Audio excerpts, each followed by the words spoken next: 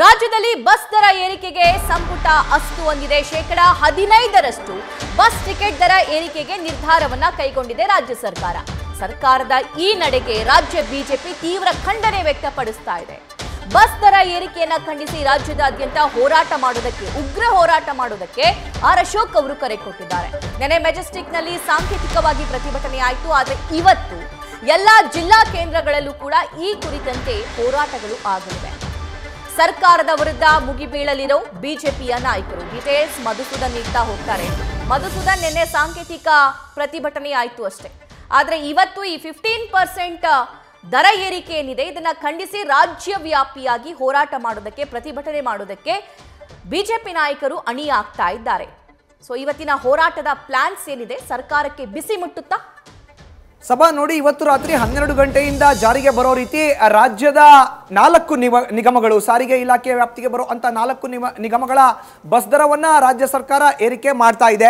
15% ಏರಿಕೆಯನ್ನ ಮಾಡ್ತಾ ಇದೆ. ಈಗಾಗಲೇ ರಾಜ್ಯದೆಲ್ಲೆಡೆ ಅಂತಾರಾಜ್ಯ ಬಸ್ನ ಹೊರತುಪಡಿಸಿ semi deluxe, Airavat, super deluxe ಬಸ್ಗಳನ್ನ ಹೊರತುಪಡಿಸಿದ್ರೆ ಬಾಕಿ ನಾವೇನು ಕೆಂಪು ಬಸ್ ಅಂತ ಉಲ್ಲೇಖ ಮಾಡ್ತೀವಿ, ಆ ಕೆಂಪು ಬಸ್ಗಳಲ್ಲಿ ಮಹಿಳೆಯರಿಗೆ ಉಚಿತ ಪ್ರಯಾಣ ಇರೋದು ಗೊತ್ತಿರುವಂಥ ವಿಷಯ. ಕಳೆದ 16-18 ತಿಂಗಳಿಂದ ಮಹಿಳೆಯರಿಗೆ ಸ್ತ್ರೀ ಶಕ್ತಿ ಯೋಜನೆಯ ಅಡಿಯಲ್ಲಿ ರಾಜ್ಯ ಸರ್ಕಾರ ಉಚಿತವಾಗಿ ಬಸ್ ಪ್ರಯಾಣವನ್ನ ಮಾಡಿಸ್ತಾ ಇದೆ. ಇದರಿಂದ ಆಗಿರೋ ಅಂತ ನಷ್ಟವನ್ನ ಭರಿಸುವಂತ ಏಕೈಕ ಉದ್ದೇಶದಿಂದ ರಾಜ್ಯ ಸರ್ಕಾರದ ಸಾರಿಗೆ ಇಲಾಖೆ 4 ನಿಗಮಗಳಿಗೆ ಸೇರೋ ಅಂತ ಈ ಒಂದು ವ್ಯಾಪ್ತಿ ಏನಿದೆ, ಇಲ್ಲಿ ಬಸ್ ದರವನ್ನ 15% ಏರಿಕೆ ಮಾಡ್ತಾ ಇದೆ. ಅದು ಇವತ್ತು ಮಧ್ಯರಾತ್ರಿ 12 ಗಂಟೆಯಿಂದ ಜಾರಿಗೆ ಬರುತ್ತೆ. ಅರ್ಥಾತ್ ಜನವರಿ 5ನೇ ತಾರೀಕಿನಿಂದ ಅಧಿಕೃತವಾಗಿ ಹೊಸ ದರ ಜಾರಿಗೆ ಬರುತ್ತೆ ಅನ್ನೋದು ರಾಜ್ಯ ಸರ್ಕಾರದ ಮಾತು. ಇದಕ್ಕೆ ಖುದ್ದು ವಿಧಾನಸಭೆ ವಿಪಕ್ಷ ನಾಯಕ ಆರ್ ಅಶೋಕ್ ನಿನ್ನೆ ಬೆಂಗಳೂರಿನ ಕೆಂಪೇಗೌಡ ಬಸ್ ನಿಲ್ದಾಣದಲ್ಲಿ ಸಾಂಕೇತಿಕವಾಗಿ ಪ್ರತಿಭಟನೆ ಮಾಡೋದ್ರ ಮೂಲಕ ರಾಜ್ಯ ಸರ್ಕಾರದ ವಿರುದ್ಧ ಕಿಡಿಕಾರಿದ್ರು.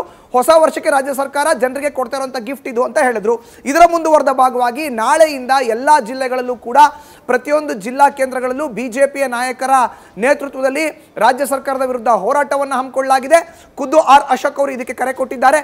ಯಾವುದೇ ಕಾರಣಕ್ಕೂ ರಾಜ್ಯದಲ್ಲಿ ಬಸ್ ದರ ಏರಿಕೆ ಆಗಬಾರದು, ಒಂದೊಂದೇ ದರವನ್ನ ಏರಿಕೆ ಮಾಡೋದ್ರ ಮುಖಾಂತರ ರಾಜ್ಯ ಸರ್ಕಾರ ಗ್ಯಾರಂಟಿಗಳನ್ನ ಕೊಡ್ತಾ ಇದೆ. ಗ್ಯಾರಂಟಿಗಳನ್ನ ಕೊಡಬೇಕು ಅಂತ ಅದಕ್ಕೋಸ್ಕರ ಬಜೆಟ್ನಲ್ಲಿ ಮೀಸಲಾಗಿಟ್ಟಿರುವಂತಹ ಬರೋಬ್ಬರಿ 52,000 ಕೋಟಿ ರೂಪಾಯಿಗಳು ಏನಾಯ್ತು ಅನ್ನೋ ಪ್ರಶ್ನೆಯನ್ನ ಮಾಡ್ತಾ ಇದ್ದಾರೆ. ಶಾಸಕರಿಗೆ ಕ್ಷೇತ್ರಾಭಿವೃದ್ಧಿ ಅನುದಾನವನ್ನ ಕೂಡ ಈ ತನಕ ಸಮರ್ಪಕವಾಗಿ ಸರಿಯಾಗಿ ಕೊಟ್ಟಿಲ್ಲ. ಇದೆಲ್ಲವನ್ನ ಕೂಡ ಮುಂದಿಟ್ಕೊಂಡು ಒಂದು ಹೋರಾಟವನ್ನ ರೂಪಿಸಬೇಕು ಅನ್ನೋದು ಒಂದು ಕಡೆ. ಮತ್ತೊಂದು ಕಡೆ ರಾಜ್ಯದಲ್ಲಿ ಈಗ ಬಸ್ ದರ ಏರಿಕೆ ಏನ್ ಆಗ್ತಾ ಇದೆ, ಇದಕ್ಕೆ ನಾಳೆಯಿಂದ ಅಧಿಕೃತವಾಗಿ ಸಮಗ್ರ ಕರ್ನಾಟಕದಲ್ಲೂ ಕೂಡ ಪ್ರತಿಯೊಂದು ಜಿಲ್ಲೆಯಲ್ಲಿ ಶಾಸಕರು, ಮಾಜಿ ಸಚಿವರುಗಳು, ಹಾಲಿ ಜಿಲ್ಲಾಧ್ಯಕ್ಷರುಗಳು, ಬಿಜೆಪಿಯ ಪದಾಧಿಕಾರಿಗಳು ಸೇರಿದಂತೆ ಎಲ್ಲ ಮೋರ್ಚಾಗಳು ನಾಯಕರು ಕೂಡ ಇದರಲ್ಲಿ ಭಾಗಿಯಾಗಬೇಕು ಅನ್ನೋ ಒಂದು ಕರೆಯನ್ನ ಖುದ್ದು ಆರ್ ಅಶೋಕ್ ಅವರು ಕೊಟ್ಟಿದ್ದಾರೆ. ನಿನ್ನೆ ಒಂದು ಸಾಂಕೇತಿಕವಾದಂಥ ಪ್ರತಿಭಟನೆಯನ್ನು ಆರ್ ಅಶೋಕ್ ಅವರು ಮಾಡಿದ್ದಾರೆ. ಇವತ್ತು ಅವರು ಕೂಡ ಒಂದು ಪ್ರತಿಭಟನೆಯಲ್ಲಿ ಭಾಗಿಯಾಗ್ತಾ ಇದ್ದಾರೆ. ಆದರೆ ಇವತ್ತಿನ ಪ್ರತಿಭಟನೆ ಆದ ಬಳಿಕ ಅವರು ಕೂಡ ರಾಜ್ಯ ಸರ್ಕಾರದ ವಿರುದ್ಧ, ಸಾರಿಗೆ ಇಲಾಖೆಯ ವಿರುದ್ಧ ಬೀದಿಗಿಳಿದು, ರಸ್ತೆಗಿಳಿದು ಹೋರಾಟವನ್ನ ಮಾಡ್ತಾರೆ ಅನ್ನೋ ಒಂದು ಮಾಹಿತಿ ನ್ಯೂಸ್ ಫಸ್ಟ್ಗೆ ಲಭ್ಯ ಆಗಿದೆ. ಸಭಾ, ಥ್ಯಾಂಕ್ ಯು ಮಧುಸೂದನ್.